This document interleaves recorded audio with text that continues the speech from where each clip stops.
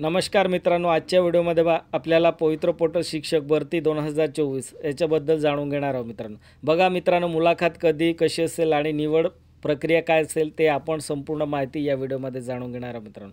बघा मित्रांनो, आता प्रोसेस काय असेल, मुलाखतीचे 2 भाग केले जातील मित्रांनो। मुलाखत एकूण किती गुणाची असेल? 30 गुणाची असेल। त्याच्यात 2 भाग केले जातील। फर्स्ट कोणता असेल? 15 मार्क्सचा डेमो असेल आणि 15 मार्क्सची मुलाखत असेल मित्रांनो। चौथ्या नंबरला बघा, सुरुवातीला तुमची मुलाखत होईल। 5वा नंबर शैक्षणिक कागदपत्राची तपासणी होईल। 6वं मूळ कागदपत्र तपासणी करावी। 7वं 2 अटेस्टेड शैक्षणिक कागदपत्रे घेणे। तुम्हाला 2 सेट तयार करायचे। तुमचे जे ओरिजिनल डॉक्युमेंट असेल त्यांचे 2 सेट झेरॉक्स काढून तुम्ही तयार करून घ्यायचे। 8व्या नंबरला अनुभव प्रमाणपत्र। 9वा स्वतःविषयी, अनुभवाविषयी, वर्तणूक, पेहराव, नम्रता विषयीचे संदर्भ प्रश्न विचारणे। सामान्य ज्ञानाचे प्रश्न विचारणे।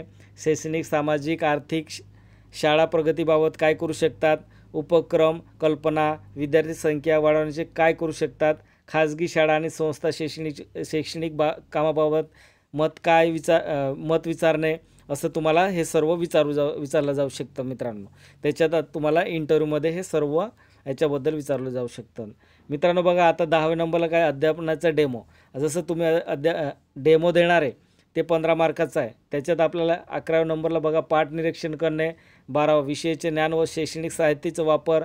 13वा विद्यार्थ्यांना समजून सांगण्याची पद्धत। 14वा तयारी केलेल्या पाठाचे निरीक्षण संस्था देणारे।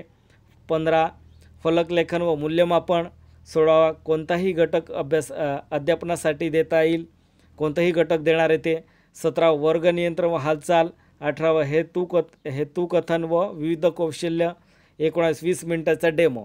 किती मिनिटाचा डेमो द्यायचे तुम्हाला? 20 मिनिटाचं द्यायचं। आता तुमच्यासमोर पॅनल असेल किंवा विद्यार्थी असेल मित्रांनो। 20 नंबर पॅनल, मुलाखतीसाठी पॅनल बनवावे लागेल। 21 काय असेल, अभियुक्त चाचणीचे गुण फक्त प्राधान्यक्रमासाठी असतील।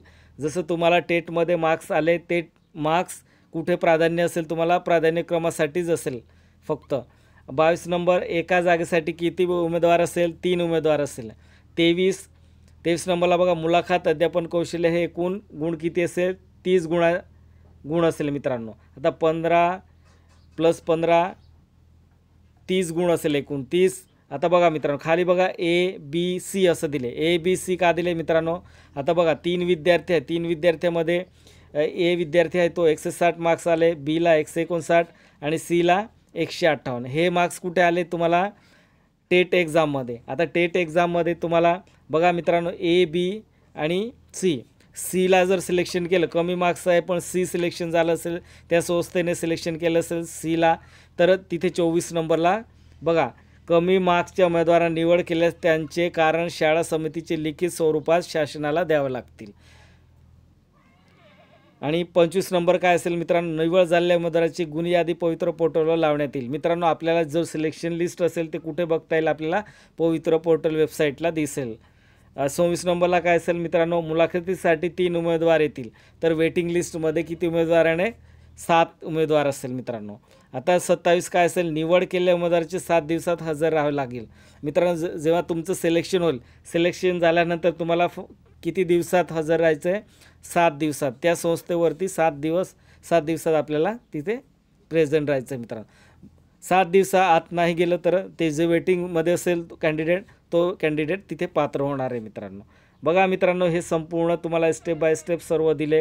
हे सर्व एकदा तुम्ही रीड करून घ्यायचं आहे आणि सुरुवातीला हे काय काय दिले सर्व आणखी तुम्ही व्यवस्थित व्हिडिओ बघून घ्या आणि काय काय प्रोसेस आहे या स्टेप बाय स्टेप सर्व इथे प्रोसेस दिली, काय काय होणार आहे, कसं विचारलं जाणार आहे मित्रांनो। व्हिडिओ आवडला असेल किंवा माहिती आवडली असेल तर सबस्क्राईब करा आणि शेअर करा।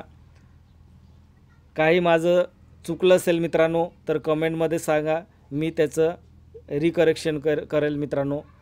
जय हिंद, जय महाराष्ट्र।